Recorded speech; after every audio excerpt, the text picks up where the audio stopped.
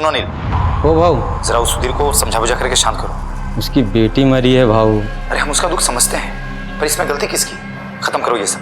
ऐसा करो, लकड़ी खरीद करके जंगल में उस बच्ची का दाह संस्कार करो, और कोई पूछे तो कहना कि है जैसे मरी है। और सुनो, तुम खुद मत जाना, अप्पू को भेजना। ओ भाऊ।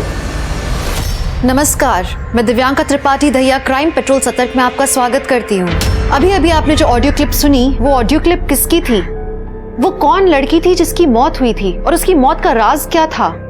आखिर वहां हुआ क्या था?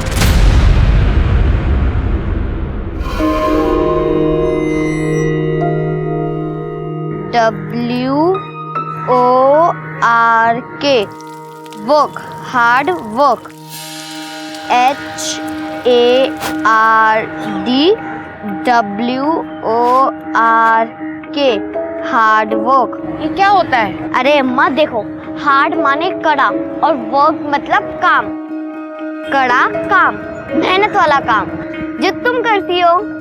तो ये बात अपने पापा को बोल कि हम कितनी मेहनत वाला काम करते हैं, वो हार्ड वाला। अरे अम्मा, अगर हम पापा को कुछ कहने जाते हैं ना, तो वो उल्टा हमें काटने आते हैं। धत, बाप है तुम्हारी, ऐसे नहीं बोलते। सॉरी। जन दे छठी मैया प्रात दर्शन दे। अम्मा, तुम्हें छठी मैया का गाना बहुत पसंद है ना? हाँ, बहुत पसंद। जैसे तुमको ये रेडियो सुनना पसंद है ना, हमको हमारा लोकगीत संगीत बहुत पसंद है। अब रोजी रोटी के चक्कर में बिहार छोड़ दी तो क्या, अपने रीति रिवाज भी छोड़ देंगे? सच्चे मन से आदमी जो भी मांगे ना, छठी मैया जरूर देती है। अच्छा अम्मा, तुम छठी मैया से क्या मांगती हो? बताओ ना अम्मा। सूप कितने का? 40 रुपये का भैया। ठीक है, 2 दे दो। ये लीजिए। ठीक।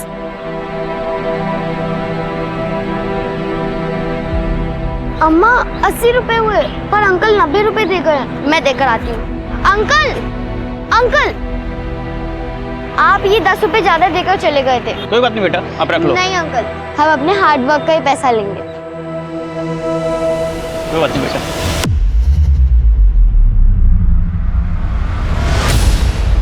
कहाँ गई थी वहाँ? वो पापा, वो अंकल 10 रुपए। चुप! तुमको कितनी बार बोले हैं कि इसको यहाँ बाजार मत लाया करो? जवान हो गई है लेकिन अकल नहीं आई है। नाक कटवाई कि किसी ने ना मारा। लेकिन चुप! कुछ बोली तो मुंह तोड़ देंगे तुम्हारा। बैठो वहां, ध्यान रखो इसका।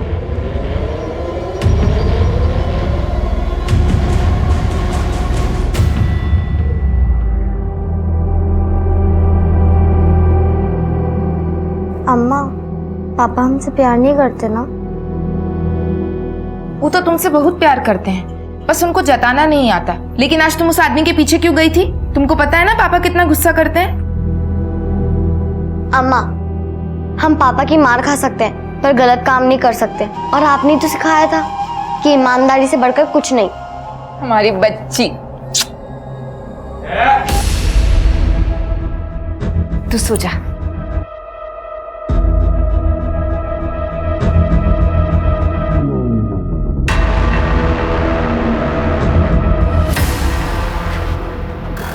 आप राशि को बात बात पर डांटा मत कीजिए, बच्ची को बुरा लगता है। आप सुन रहे हैं ना हम क्या कह रहे हैं?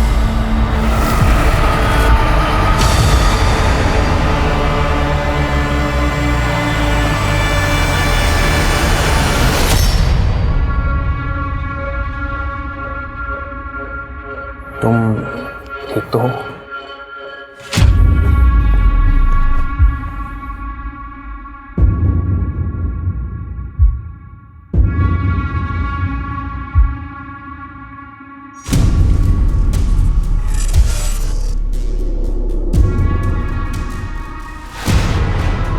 ये क्या कर रहे हैं आप? छोड़िए हमें। अरे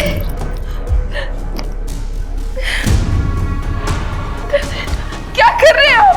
पति हैं हम तुम्हारे, पति का धर्म निभा रहे हैं। धर्म तो ना आप पति का निभा रहे हैं और ना ही एक पिता का। आप क्या कर रहे हैं हम दोनों जानते हैं, और ऐसा करने से कुछ होगा भी नहीं, ये भी जानते हैं।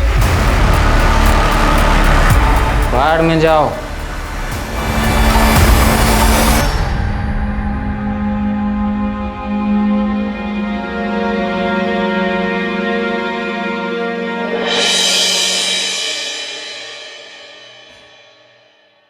अरे रोज से नाटक है तुझं? हाँ, मेरे को मेरा आज पूरा पैसा चाहिए। भैया हमारी बात तो सुनिए, कुछ वक्त और दे दीजिए भैया। 6 महीना हो गया। भैया काम धंधा एकदम ठप पड़ा है। कामकाज ठप पड़ा है तो शाम को दारू पीने के लिए पैसा कहाँ से आता है? एक नंबर का घटिया आदमी है तू। अंकल, आप हमारे पापा से बदतमीजी से बात क्यों कर रहे हैं? ए, तेरे पापा को तो मैं जूता मार के भी बात कर सकता हूँ। चल बाहर निकल ऐसे। चल निकल भैया, चल चल। नहीं भैया, नहीं भैया, बच्ची को माफ कर दीजिए भैया। भैया आप हमें ऐसे निकाल देंगे तो हम कहाँ जाएंगे? बस आप हमें 1 हफ्ते का वक्त और दे दीजिए, हम आपका सारा पैसा वापस कर देंगे। 1 हफ्ता? हाँ, उसके बाद एक भी दिन नहीं। और हाँ, अपनी बेटी को जरा समझा कि ज्यादा ना उड़े, वरना उड़ने वालों के पर कतरना अच्छे से आता है हमें।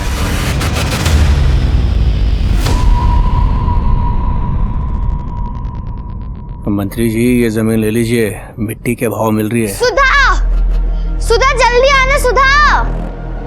अरे जल्दी, इतनी देर कहाँ लगा? जल्दी चल। प्रणाम चाची। चल जल्दी।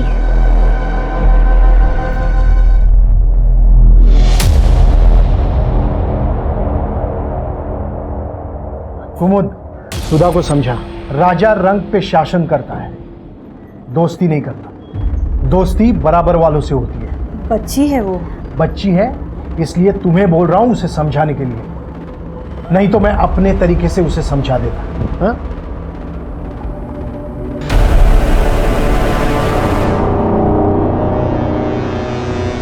तुम इतना मत सोचो, दे देंगे तुम्हारे पापा पैसे। और अगर नहीं दे पाए तो कहाँ जाएंगे हम? 8 इयर्स हो गए हमें सोलापुर में। अब तो अम्मा भी गांव को याद करने लगी है। तो तुम बिहार छोड़ के यहाँ क्यों आए? पता नहीं, शायद काम के चक्कर में आए होंगे पापा। तो फिर मुंबई जाते या कोई बड़े शहर जाते, यहाँ क्यों? पता नहीं क्यों।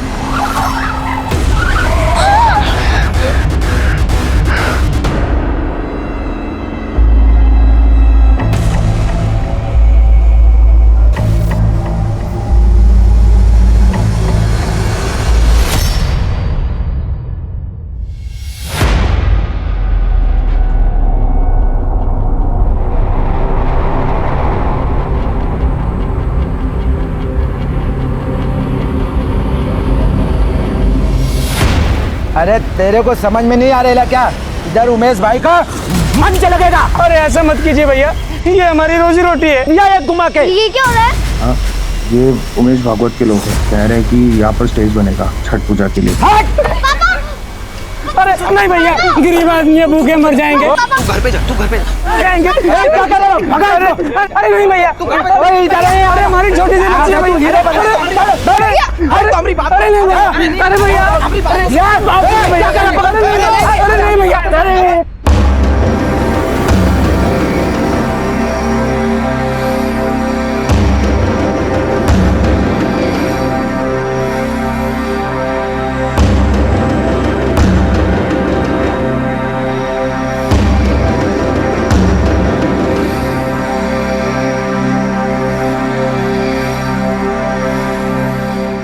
फोन उठाओ ना।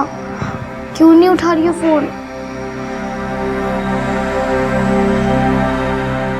पता नहीं वहाँ सब ठीक है कि नहीं।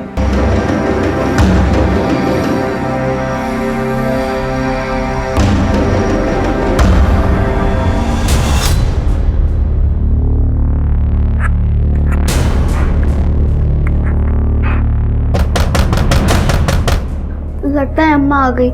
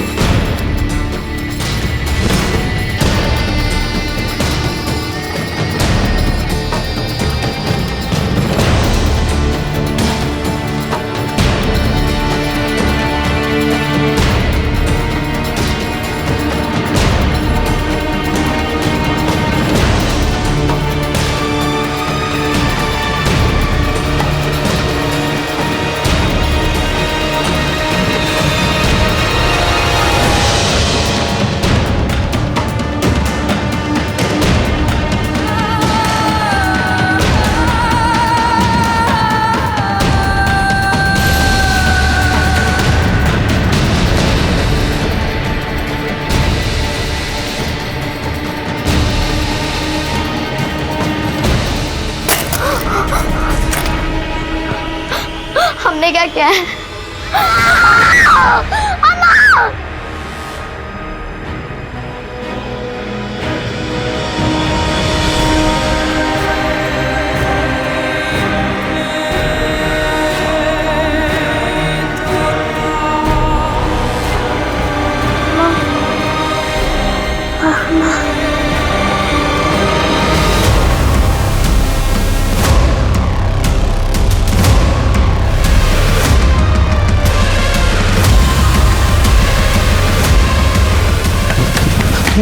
भाभी राशि क्या हुआ राशि को?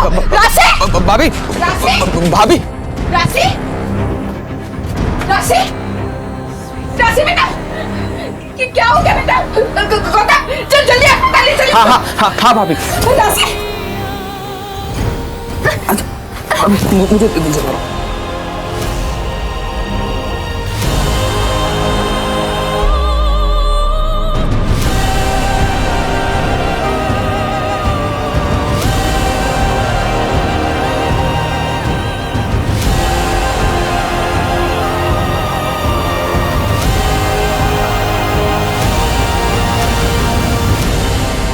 ऑपरेशन डॉक्टर साहब देखिए ना मेरी बच्ची को क्या हो गया। डॉक्टर साहब जल्दी देखिए ना। ओके ओके, आप सब लोग बाहर जाइए। अरे डॉक्टर साहब राशि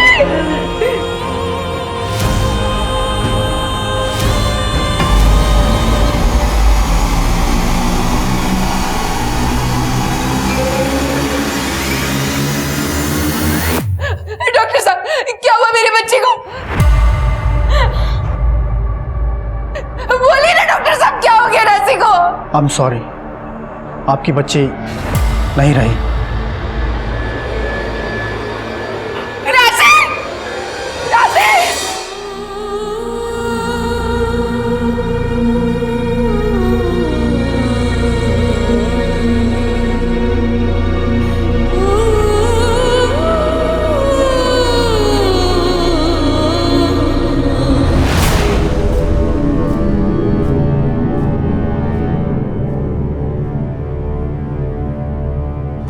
हेलो, ऐसा नहीं हो सकता साहब, आपसे जरूर कोई चूक हुआ है। देखिए, हमसे कोई चूक नहीं हुई है। आपकी बच्ची की मौत है जैसे ही हुई है। नहीं साहब, आप समझाइए ना इनको। अरे ऐसे होते तो अरे बीबी जी, इधर मेरी बात तो मानिए। उल्टी होती दस्त क्या हो रहा है इधर?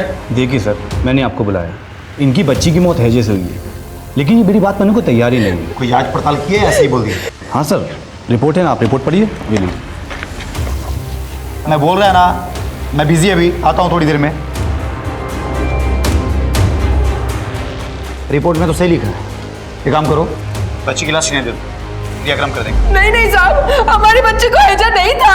रिपोर्ट में तो ये लिखा है मैडम, और जब डॉक्टर कह रहे हैं तो सही बात होगी। अरे बोला ना मैं आ रहा है। आप एक काम करो, बॉडी हैंड ओवर कर दो। जी सर, ठीक है। साहब अरे बोला ना तेरे को भाई।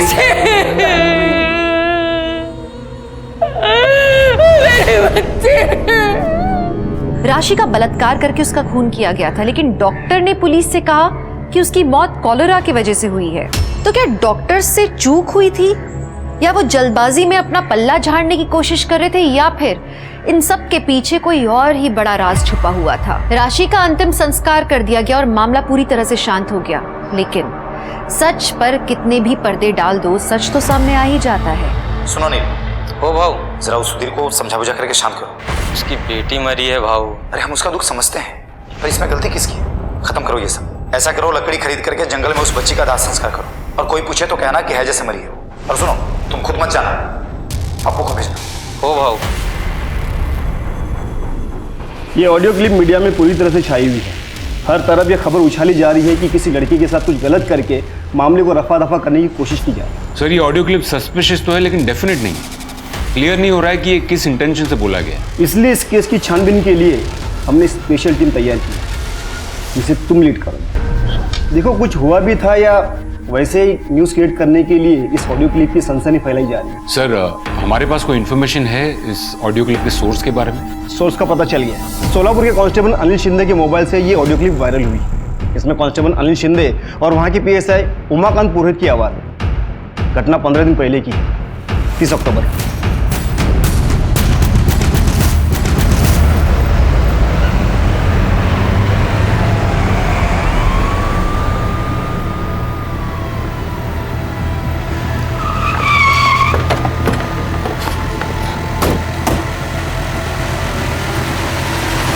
सुनो नील, हो भाऊ, जरा उस सुधीर को समझा बुझा करके शांत करो। उसकी बेटी मरी है भाऊ। अरे हम उसका दुख समझते हैं, पर इसमें गलती किसकी है? खत्म करो ये सब। ऐसा करो, लकड़ी खरीद करके जंगल में उस बच्ची का दाह संस्कार करो, और कोई पूछे तो कहना कि है जैसे मरी है। और सुनो, तुम खुद मत जाना, अब्बू को भेजना। हो भाऊ। ये तुम दोनों की आवाज है ना? सर, ये मेरी ही आवाज है, पर मुझे तो एक बात समझ में नहीं आ रही है कि इसमें ऐसा मैं क्या गलत कह रहा हूँ। अगर गलत नहीं कह रहे हो तो मीडिया को ऐसा क्यों लग रहा है कि किसी को मार कर केस को रफा दफा करने की कोशिश की गई है? सर, कुछ रफा दफा करने की कोशिश नहीं की गई। मैं खुद अस्पताल गया था, बच्ची की लाश को भी मैंने देखा था, हैजे से मरी थी वो। ये देखिए साहब, डॉक्टर की रिपोर्ट। बच्ची की फैमिली वाले डॉक्टर से लड़ रहे थे, डॉक्टर ने हमसे ऐसा बोला, तो मैंने डॉक्टर को बोला कि बच्ची की लाश को फैमिली को सौंप। और ये लकड़ी पहुंचा के बच्ची को जलाने की बात? वो क्या है ना साहब, बच्ची के फैमिली वाले बहुत गरीब हैं, उनके पास खाने को भी पैसे नहीं थे। मैंने तो बस उनकी मदद की, दाह संस्कार का इंतजाम किया था, बस। ये देखिए साहब, बच्ची के पिता ने खुद दाह संस्कार किया था। साहब, कोई मामला रफा दफा नहीं किया गया। हम पुलिस वाले हुए तो क्या हुआ, दिल तो हमारे पास भी है ना साहब। बच्ची मरी थी उनकी, मैं तो बस उनकी मदद कर रहा था। कांस्टेबल अनिल शिंदे। हो सर। वो ऑडियो क्लिप तुम्हारी फोन से वायरल हुई थी, क्यों की थी वायरल? मैंने कुछ नहीं किया साहब, वो मेरे मोबाइल में अपने आप कॉल रिकॉर्ड हो जाते हैं। वो मेरा मोबाइल ख़राब हो गया था ना साहब, इसके लिए मैं वो बनाने के लिए दिया था दुकान में, तो वो मोबाइल बनाने वाले ने ही उसको वायरल कर दिया। उसको लगा कोई स्पेशल न्यूज़ है। सर मुझे तो नहीं लगता ये दोनों सच बोल रहे हैं। मैं भी उनकी बातों से कन्विंस तो नहीं हूँ, लेकिन ऑडियो क्लिप में ऐसा भी तो कुछ नहीं है जिसकी वजह से हम पुरोहित पर उंगली उठा सकें। बच्ची के परिवार से बात करते हैं। सर बताइए, क्या हुआ था आपकी बेटी के साथ? पता नहीं साहब, लेकिन हैजा तो नहीं हुआ होगा। उस दिन राशि स्कूल गई थी, सूप और दलिया के फेरी के लिए भी गई थी, और अगर वो बीमार होती तो हमको तो पता होता ना। आप में से किसी से उसने कुछ कहा था? नहीं, कुछ कहा तो नहीं था साहब। सर, उस दिन बाजार में सबके दुकान और ठेले टूट रहे थे, राशि वहाँ पर आई थी। मुझे लगा शायद उसको कुछ लग जाएगा, तो हमने भेज दिया था उसको घर पे। एक बात बताइए, उसका क्रियाक्रम आपकी मर्जी से हुआ था या फिर कोई जोर जबरदस्ती की गई? गरीब की मर्जी का कोई मान होता है क्या साहब? हमारा मकान मालिक हमारे सर पर खड़ा था।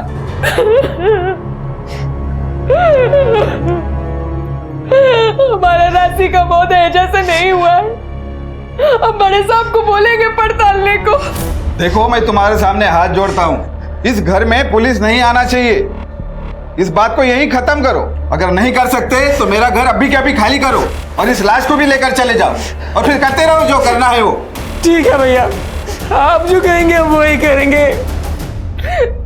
फिर एक पुलिस वाला है और बोला लकड़ी का इंतजाम हो गया। आनंद फानंद में हमारी बच्ची का लाश उठाकर उसका अंतिम संस्कार करवा दिया साहब। हमारी कोई मर्जी नहीं थी साहब। हमारे में तो कुंवारी लड़की के मरने के बाद उसको आग में जलाते भी नहीं, जमीन में दफनाते। साहब, ये सब मेरे घर के अंदर हुआ था, और ज्यादा पुलिस कोर्ट कचहरी होती तो मेरा ही घर बदनाम होता ना। बाद में कोई भाड़ुत्री नहीं मिलता, लेकिन उसकी माँ जबरदस्ती रट लगाई बैठी थी कि उसे हैजा नहीं हुआ था। आता तुम ही सांगा साहब, मैं डॉक्टर की बात मानूं या उसके माँ की? मैं कह रहा हूँ ना, बच्ची को हैजा ही हुआ था। तो बच्ची के घर वाले झूठ कह रहे कि उसे हैजा नहीं हुआ था। अब सर ये भी तो हो सकता है कि घर में किसी का ध्यान ना गया हो, बच्ची को समझ ना पाई हो और एकदम से बेहोश हो गई हो। और सर इस हैजा का इलाज अगर सही समय पे ना हो तो इंसान की मौत भी हो सकती है। बाय एनी चांस उसका पोस्टमार्टम हुआ था? सर ऐसी बीमारी में लोग पोस्टमार्टम नहीं करते, और वैसे भी इस एरिया में हैजा बहुत फैला है।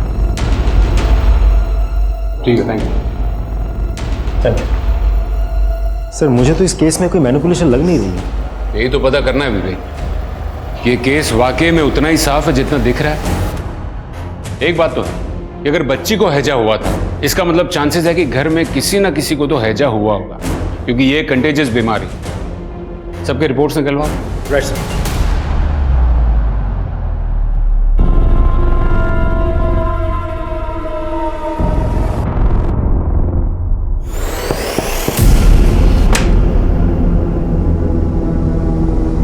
तुम फिर पी कर आए हो?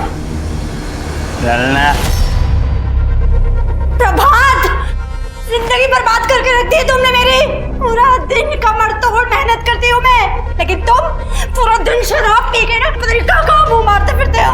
चैं चैं चैं घर में घुसाने की तेरी चक शुरू हो जाती है। चल। प्रभात, प्रभात, मुझे तुमसे बात करनी है प्रभात।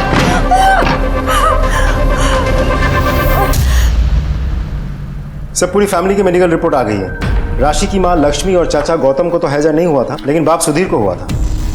इसका मतलब पूरी पॉसिबिलिटी है कि राशि को भी हैजा हुआ होगा। हो तो सकता है सर, वैसे भी बच्चे साफ सफाई के साथ कहाँ रहते हैं। आप एक्सक्यूज मी सर। हेलो, हाँ बताता हूँ। अरे बताता हूँ। ठीक है, ओके। क्या हुआ? कुछ नहीं सर, वो घर से वाइफ का कॉल था, पूछ रही थी कब तक आओगे। उसे कह दो ज्यादा दिन नहीं लगेंगे। वैसे भी मुझे यहाँ केस ही नजर नहीं आ रहा है। सही कह रहे sir.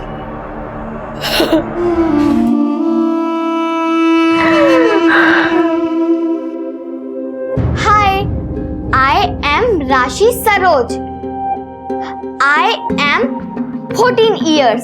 I want be teacher. I love my mother. बहुत सारा. I love my father also. पर थोड़ा थोड़ा. Because he no love me. People की भुतनिया चढ़ गई है माथा पर। आईना में देखकर खुद ही से बतिया रही हो। अरे अम्मा, अब अगर हम खुद से नहीं बतियाएंगे तो किससे बतियाएंगे? यहाँ थोड़ी आती किसी को इंग्लिश। हम ही बस्ती छोड़कर इंटेलिजेंट लोगों के बीच में जाएंगे। दिल्ली, मुंबई, वहाँ तो सब इंग्लिश बोलते हैं। अच्छा, और जाओगी कैसे? पैसा कहाँ है? एक बार हम अंग्रेजी बोलना सीख जाए ना, फिर वीडियो बना कर वायरल कर देंगे। फिर देखना कैसे बुलाया करेंगे तुम्हारी बिटिया को लोग काम पर। अच्छा, तो वायरल होएगी हमारी बिटिया। हाँ। क्या है उस ऑडियो क्लिप का सच? क्या सच में किसी मासूम के साथ कुछ गलत करके उसे मार दिया गया और इस बात को रफा दफा किया गया? आखिर क्या हुआ था उस बच्ची के साथ? क्या सच में उस बच्ची को इंसाफ मिलेगा? अब तुमको सब जानने लगे हैं राशि। वो वायरल हो गई हो तुम, लेकिन उसके लिए हमको बहुत बड़ी कीमत चुकानी पड़ी। बहुत बड़ी कीमत चुकानी।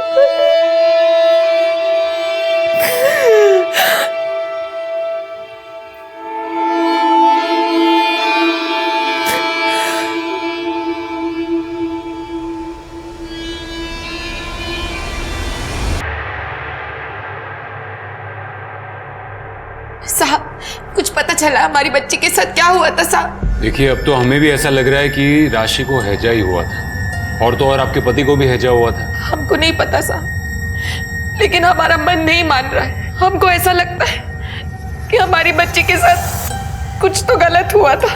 देखिए लक्ष्मी जी, मैं आपकी भावनाओं को समझ सकता हूँ, लेकिन पुलिस अपनी तहकीकात सबूतों के आधार पर करती, और अब तक हमें जो भी सबूत मिले हैं वो इसी तरफ इशारा करते हैं कि राशि की मौत हैजा से ही हुई थी। हम जानते हैं आप लोग बहुत व्यस्त रहते हैं।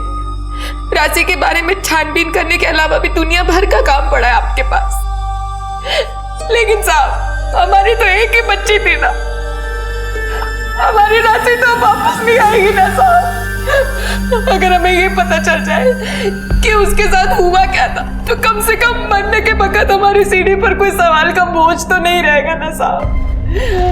अब आपके हाथ जोड़ते हैं साहब, आप जांच कीजिए साहब।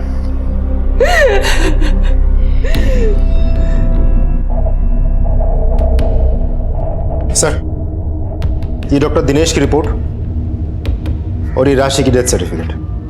पर आई एम सॉरी सर, मुझे समझ में नहीं आ रहा हम ढूंढ क्या रहे हैं। मुझे भी नहीं पता विवेक, लेकिन अगर राशि की माँ इतनी कॉन्फिडेंट थी कि राशि को हैजा नहीं हुआ था, कुछ और हुआ था, तो आई एम श्योर कि हमें कुछ ना कुछ जरूर मिलेगा। लेकिन सर, हम इस केस को ऑलरेडी इतने अच्छे से स्टडी कर चुके हैं, कुछ भी तो सस्पिशियस नहीं निकला।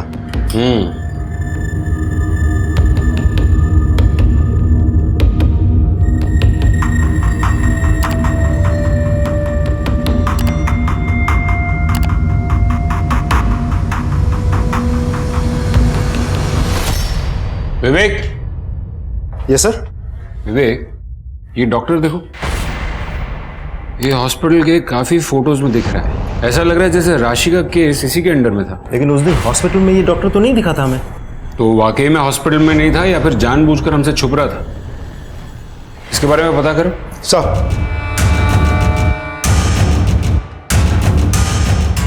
ये तो डॉक्टर मनीष हैं। डॉक्टर मनीष अभी कहाँ मिलेंगे ये? अभी यहाँ पर काम नहीं करते ये, कुछ 15 दिन हो गए इनको नौकरी छोड़े हुए।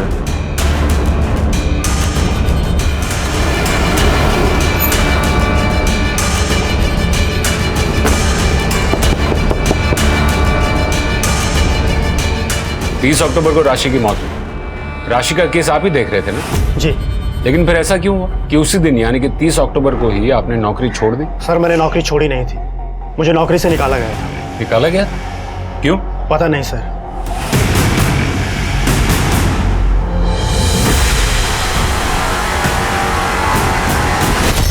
क्या करो मनीष? सर मुझे लगता है बच्चे के साथ। तुम जाओ, मैं देख लूंगा। लेकिन सर। मनीष, मैंने कहा ना तुम जाओ।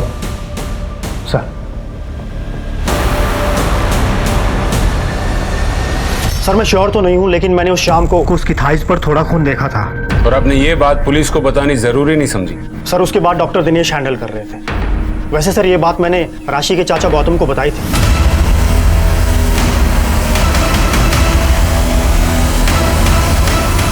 और उसी शाम को डॉक्टर दिनेश ने मुझे नौकरी से निकाल दिया। ठीक है, जरूरत पड़ी तो फिर से आपसे कांटेक्ट करेंगे। लेकिन सर गौतम ने हमें सब कुछ क्यों नहीं बताया? इसका जवाब तो गौतम ही देगा। वो सर वो मैं जब डॉक्टर मनीष ने तुझसे कहा कि राशि के बॉडी पर खून मिला था, तो ये बात तूने पुलिस को क्यों नहीं बताई? हमें सर ज़्यादा कुछ समझ में नहीं आया था जो डॉक्टर मनीष ने कहा था। फिर बड़े वाले डॉक्टर ने कहा कि उनको हैज़ा है, तो सर हमको लगा कि बड़े वाले डॉक्टर को ज़्यादा पता होगा, इसलिए ये बात हमने पुलिस से छुपाई थी सर। डॉक्टर मनीष को नौकरी से क्यों निकाला? सर डॉक्टर मनीष लापरवाह था, मैंने कई बार उसे वार्निंग दी, लेकिन उसकी लापरवाही में कोई फर्क नहीं पड़ा। अब ऐसे डॉक्टर की वजह से मैं अपने पेशेंट की जान खतरे में नहीं डाल सकता था, तो नौकरी से निकाल दिया उसे। भाई ये सब राशि के केस के चक्कर में तो नहीं किया? सर मैंने आपसे पहले ही कहा है, उसे हैजा हुआ था। डॉक्टर मनीष ने तो कहा था कि उसने राशि की बॉडी पर खून देखा था। हाँ सर था, वो बच्ची का महीना चालू था सर। राशि ने तो हमको नहीं बताया था साहब कि उसका महीना चल रहा था। अगर ऐसा होता तो हमें तो पता होता। उसको उन दिनों बहुत दर्द होता था। आप यकीन के साथ ये बात कह सकती? यकीन के साथ तो नहीं कह सकते। राशि की बॉडी घर में कहाँ मिली थी? घर के पीछे वाले हिस्से में साहब। यहाँ पड़ी थी हमारी राशि।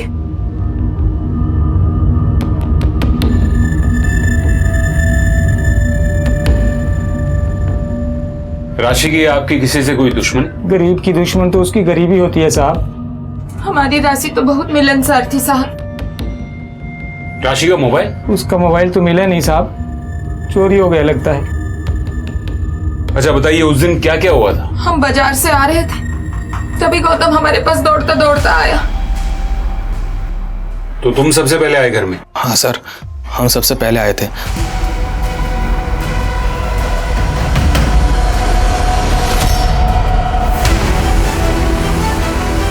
राशि राशि राशि राशि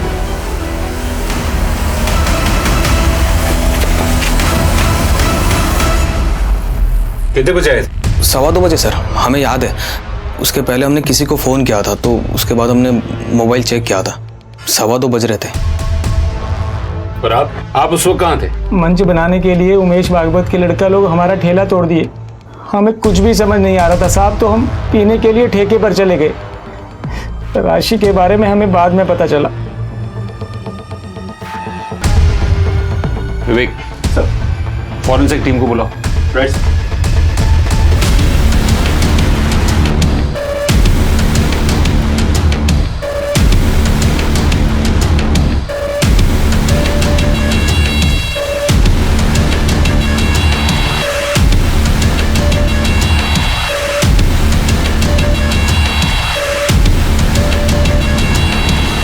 सर उस जगह पे जो दांत मिला है उसमें सिल्वर फिलिंग है। लक्ष्मी का कहना है कि राशि के दांत में कीड़े लगने की वजह से उसमें चांदी भरवाई गई थी। और जो नाखून मिला है उस पर वही नेल पेंट लगा है जो उस दिन राशि ने लगाया था। ये नाखून और दांत को डीएनए टेस्ट के लिए भेजो और पता करो कि ये राशि के हैं या नहीं। सर आपको सच में ही लगता है कि राशि के साथ सच में ही कुछ गलत हुआ होगा? पक्के से नहीं कह सकते विवेक, क्योंकि घर के जिस हिस्से में वो लाश मिली थी वहां ज्यादा साफ सफाई होती नहीं। ऐसा भी हो सकता है कि ये दांत और नाखून पहले कभी टूट कर गिरे हो। एक और बात सर, क्राइम सीन में हमें ये बटन भी मिला है, लेकिन घर वालों का कहना है कि इस बटन के बारे में किसी को कुछ नहीं पता। विवेक, ऐसा भी हो सकता है कि कोई घर पर आया था और उसका बटन ये टूट कर गिरा होगा। इस सब से कुछ साबित नहीं होता, कुछ भी हो सकता है। एक काम करो, राशि के बारे में सारी डिटेल्स निकालो, उसके दोस्तों से बात करो, आस पड़ोस में सबसे बात करो। Right sir.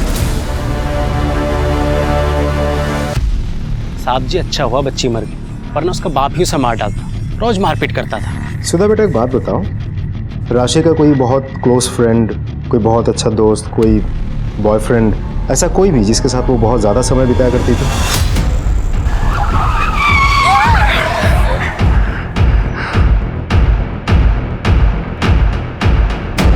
नहीं सर, ऐसा तो कुछ नहीं था। उसके साथ किसी की कोई दुश्मनी, कोई अनबन, कोई झगड़ा हुआ हो?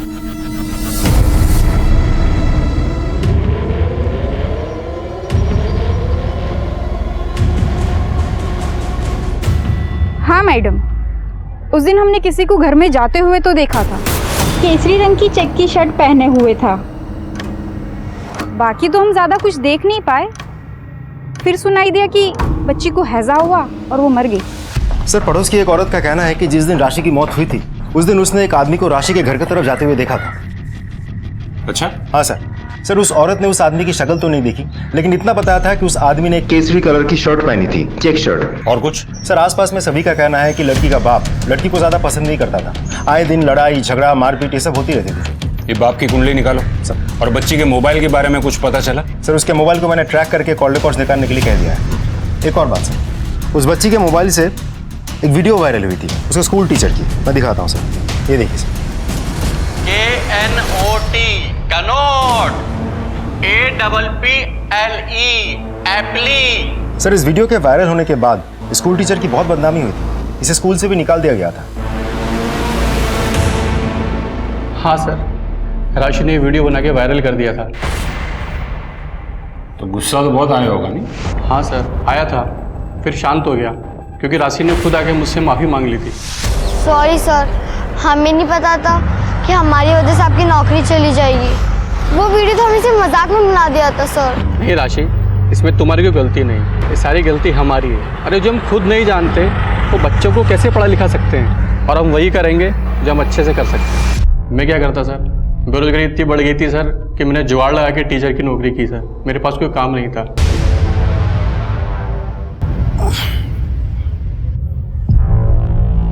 सुनो, एक कप चाय बना के दो ना। क्या कर रही है सब? नौकरानी हूँ मैं तुम्हारी? रात भर तुम शराब पियो और दिन को मैं तुम्हारी सेवा करूँ? बस करो सुनैना, तुम घुटना मेरा। तो दबा दो ना मेरा गुलाम, बहुत डर मुझे। यस सर, शाम तक डिटेल्स भेजता हूँ।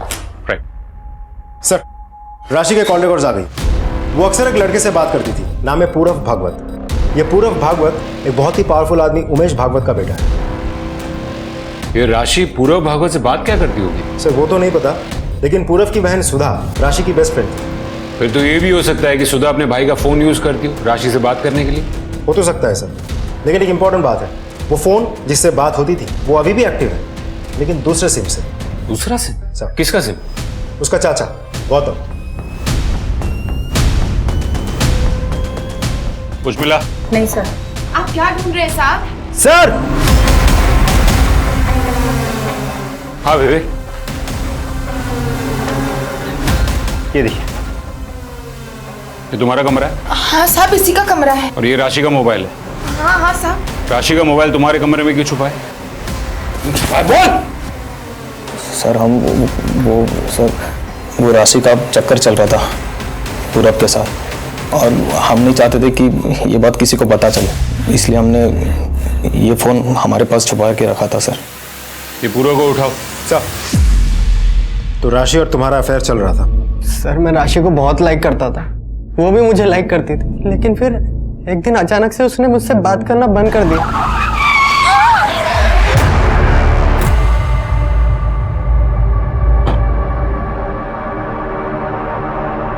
मैं तुमसे प्यार करता हूँ, ये तुम्हारे लिए। तुम समझते काहे नहीं? पहले ही पापा हमारी शादी के पीछे पड़े हुए हैं, बड़ी मुश्किल से अम्मा उन्हें रोक रही है। अगर उन्हें हमारे बारे में पता चला तो फिर वो अम्मा की भी नहीं सुनेंगे। चल सुधा। तो कहीं गुस्से में तुमने ही तो। सर मैं राशि से बहुत प्यार करता था, उसे कोई परेशानी ना हो इसलिए मैंने उससे बात करना बंद कर दिया था। मैंने सोचा था कि वो खुद मेरे पास आएगी, लेकिन ये नहीं सोचा था कि वो मुझसे इतनी दूर चले जाएगी। उमेश जी, आपको पता था कि आपके बेटे पूरव का अफेयर राशि के साथ चल रहा था? नहीं, मुझे अगर पता होता ना तो मैं खुद उसे मरवा देता।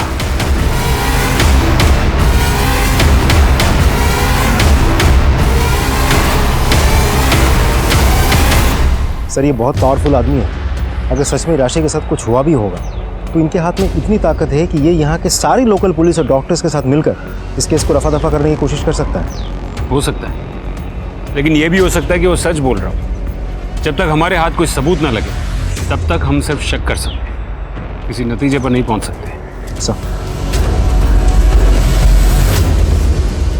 सर राशि के पिता सुधीर के बारे में कुछ पता चला है। ये सुधीर एक हिस्ट्री शीटर है। हाँ सर, ये लोग पूर्णिया बिहार के रहने वाले हैं। आज से 8 साल पहले सुधीर ने एक लड़की का अगवा किया था। उसके बारे में आज तक किसी को कुछ पता नहीं चला सर। मतलब 8 साल से वो यही छुपा है? हाँ सर, अब इस केस के बारे में जब मैंने उसके गांव वालों से पूछताछ की तब जाके ये पता चला। सर सुधीर अपने 14 साल की बेटी की शादी एक 40 साल के आदमी के साथ करवाना चाहता था। उसका नाम है दीपक। क्या? सर एक बात और, सुधीर ने हमें कहा था कि 30 अक्टूबर के दिन वो मार्केट से पहले सीधा ठेके पर गया था, उसके बाद हॉस्पिटल पहुंचा, लेकिन उसके मोबाइल लोकेशन के मुताबिक इसके बीच करीब 2 बजे वो घर के आसपास ही था। उसके बाद वो बगल वाले गांव में गया था जहां दीपक रहता था। गौतम के मुताबिक उसे 2:15 बजे राशि की लाश घर पे देखी और ये सुधीर 2 बजे के करीब घर के आसपास था। बिहार से कांड करके तुम यहाँ सोलापुर में आके छिप गए। वो लड़की अपनी मर्जी से हमारे दोस्त के साथ भागी थी साहब। उसके माँ बाप को जब वो लड़की नहीं मिली तो उन्होंने हम बाकी दोस्तों को बहुत मारा पीटा और हमारी रपट भी लिखवा दी साहब। हम बड़ी मुश्किल से अपने परिवार को लेकर वहाँ से भागे। उसकी पड़ताल तो हम कर ही लेंगे। तू ये बता कि 30 तारीख को 30 अक्टूबर को 2-2:15 बजे तू कहाँ था? साहब हम ठेके पर पी रहे थे। तुम ठेके पर नहीं थे, तुम घर पर थे और तुम ही ने अपनी बेटी की जान ली ना? तुमने अपनी बेटी की जान? नहीं साहब, हमने अपनी बेटिया की जान नहीं ली। हाँ, हम घर गए जरूर थे।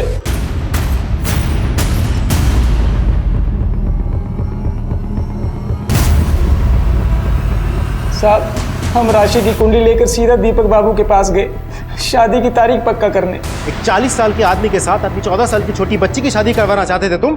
घर में एक फूटी कौड़ी भी नहीं थी साहब, और दीपक बाबू बहुत पैसे वाले थे। राशि के बदले 50,000 देने को तैयार थे, पर लक्ष्मी हमें बार बार रोक रही थी साहब। अगर आपने ऐसा कुछ भी किया ना तो हम अपनी जान दे देंगे। अच्छा, जान देकर क्या होगा? अरे कम से कम शादी तो रुक जाएगी। अब हमारे बच्चे की शादी नहीं होती कहते थे हम। आप ऐसी बातें मत कीजिए, समझे? भूल जाइए इस बारे में। हमको पता चला कि तू अपनी बेटी से बहुत नफरत करता था, उसे मारता पीटता था। हमें बेटा चाहिए था साहब। लोग हमें नामर्द कहते थे कि बेटा बेटी औरत की वजह से नहीं, मर्द की कमजोरी की वजह से होता है साहब। हम किसी को कुछ भी नहीं कह पाए। हम तो अभी भी कोशिश कर रहे थे कि हमारा बेटा हो, पर हमारी बीवी की बच्चादानी खराब थी, वो बच्चा नहीं कर सकती थी। पर हम अपना सारा गुस्सा, सारी नफरत अपनी राशि पर निकालते थे साहब।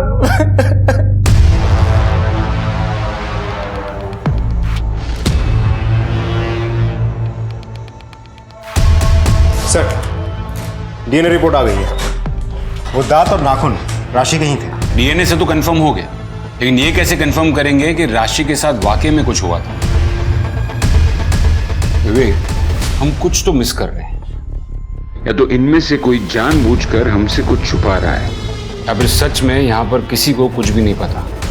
एक काम करते हैं विवेक, राशि की मौत की गुत्थी को सुलझाने की एक आखिरी कोशिश करते हैं। 30 अक्टूबर को इस शहर में, खास करके राशि के घर के आसपास क्या हुआ था वो सारा डेटा निकालो। शादी, मुंडन, गोद भराई, चोरी के मामले, सारी चीजें खंगालो और देखो कि यहाँ क्या क्या हुआ, और खास करके राशि के घर के आसपास कौन कौन देखा गया। Right sir. सर राशि के मोबाइल से कुछ रिलेटेड मैसेज रिकवर किए गए हैं। हमको चुम्मा दोगी? बहुत अच्छी लगती हो तुम हमको, कभी मेरे साथ एक रात गुजारो। ये मैसेजेस पूरव के नंबर से आए? नहीं सर, राशि के चाचा गौतम के नंबर से।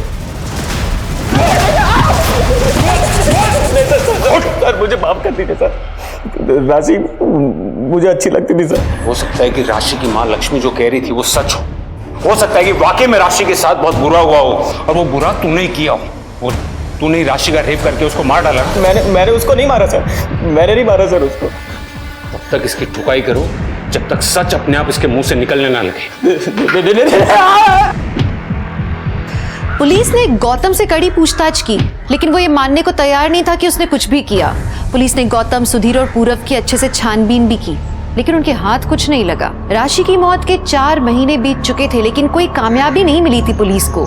उन्हें लगा था कि राशि का केस पुलिस फाइल्स में कहीं खो कर रह जाएगा, लेकिन कुछ ऐसा हुआ जिसने छानबीन को एक नई दिशा दे दी। सर 30 अक्टूबर के दिन भर का डेटा निकाला, बाकी सब कुछ तो नॉर्मल था, लेकिन उस दिन यहाँ सोलापुर में एक आदमी पकड़ा गया था, नाम है प्रभात। ये प्रभात 29 अक्टूबर को अपनी वाइफ का मर्डर करके उसके बॉडी के 8 टुकड़े करके अलग अलग जगह डंप कर रहा था। यहाँ सोलापुर से भी उसके बॉडी के 3 टुकड़े बरामद किए गए थे। फिर पुलिस ने उसे सोलापुर हाईवे के पास से गिरफ्तार किया।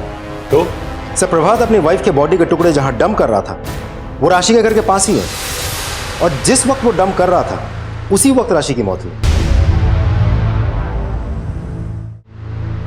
सिर्फ अपनी बीवी का खून किया था या किसी और का भी?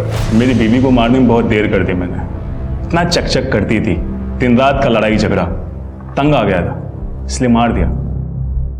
और किसी को क्यों मारूंगा साहब? जब तुम अपनी बीवी के शरीर के टुकड़ों को दफना रहे थे उसी वक्त उसी एरिया में एक और लड़की की मौत हुई थी। ये कोई इत्तेफाक नहीं हो सकता। साहब मैंने एक बच्ची की मौत के बारे में सुना था, और हाँ साहब आप इसे इत्तेफाक समझो या कुछ और, लेकिन उस टाइम पर मैं वहीं था। लेकिन उस बच्ची को मारने में मेरा हाथ नहीं साहब। जब मैं एक टुकड़ा बच्ची के घर के पीछे वाले जंगल में दफनाने गया था तो वहाँ पर एक गाड़ी देखी थी बच्ची के घर के पास में, वाइट कलर की एसयूवी कार थी।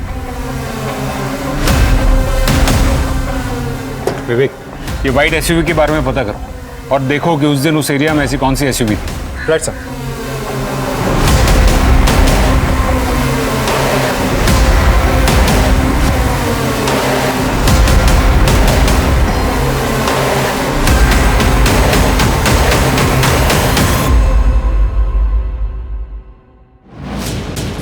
सर उस व्हाइट एसयूवी का पता चल गया है। हमने पूरे शहर के सीसीटीवी फुटेजेस खंगाल डाले और वो गाड़ी इसी पुलिस स्टेशन में आई थी। अच्छा? Yes sir.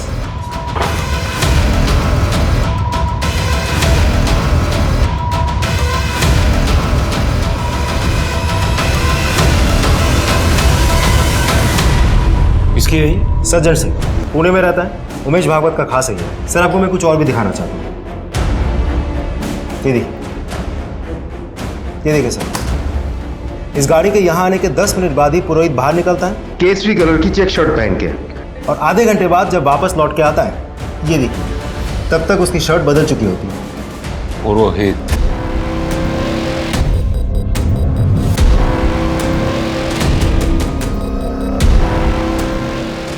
सर राशि के घर में जो बटन मिला था वो इसी शर्ट का है। ये देखिए सेम बटन, और इस शर्ट में ब्लड मार्क्स भी है। ये देखिए। और ये किसका खून है? राशि। और राशि की लाश जिस कमरे से मिली वहां हमें यूरिन के ट्रेसेस भी मिले, और वो यूरिन के सैंपल्स तुम्हारे सैंपल से मैच करते हैं। तुम लोगों ने मिलकर किया ना ये? और उमेश ने कहा था ना करने के लिए? नहीं, उमेश भाई ने नहीं कहा था ये करने के लिए, लेकिन मना भी नहीं किया था। ये लड़की कहाँ बैठ रही है? निकल यहाँ से। इतनी सारी जगह है यहाँ पे, इस पूरी बेंच पे आप अकेले बैठेंगे? ज्यादा बोल मत और निकल यहाँ से। मैं तो यहीं बैठूंगी, आपको जाना है तो जाओ। लड़की! अरे उमेश भाई, इन लोगों की इतनी औकात जो बगल में आके बैठेंगे? आपका राज ना तभी तक है जब तक ये लोग डर के रह रहे हैं। तुझे बुरा लगा क्या? आपका लिहाज नहीं होता ना तो अभी औकात दिला दे इसकी। तो दिखा दो, तुम्हें किसने रोका है? उमेश भाई के आदमियों ने मंच बनाने के लिए बवाल कर दिया था, तोड़फोड़ कर दी थी। वहीं से उस लड़की को हमने घर वापस जाते हुए देखा। वहां से हम सीधे थाने आए और पुरोहित को सब कुछ बताया। अरे तुम लोगों को बच्ची को जिंदा छोड़ना ही नहीं चाहिए था, पर कोई बात नहीं, टेंशन नहीं लो, मैं संभालेगा, ठीक है?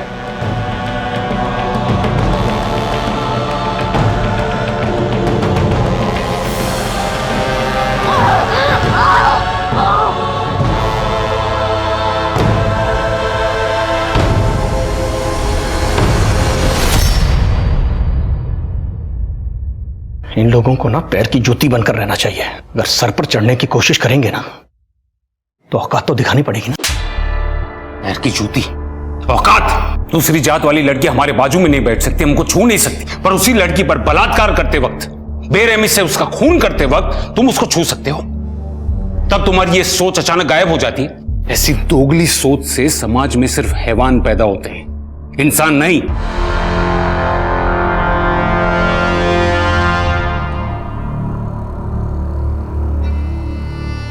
माना जाता है कि आज से 6 लाख साल पहले मानव का विकास शुरू हुआ था, इवोल्यूशन हुआ था। उससे पहले तक हम किसी भी आम जंगली जानवर की तरह थे।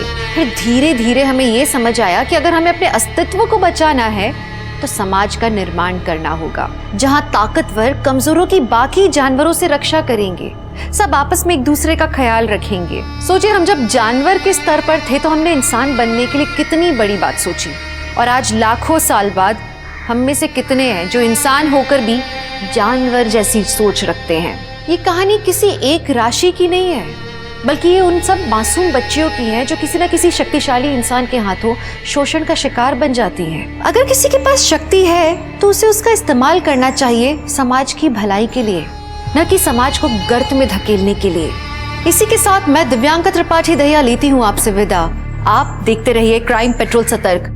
सतर्क रहिए, सुरक्षित रहिए, अपना ख्याल रखिए। जय हिंद।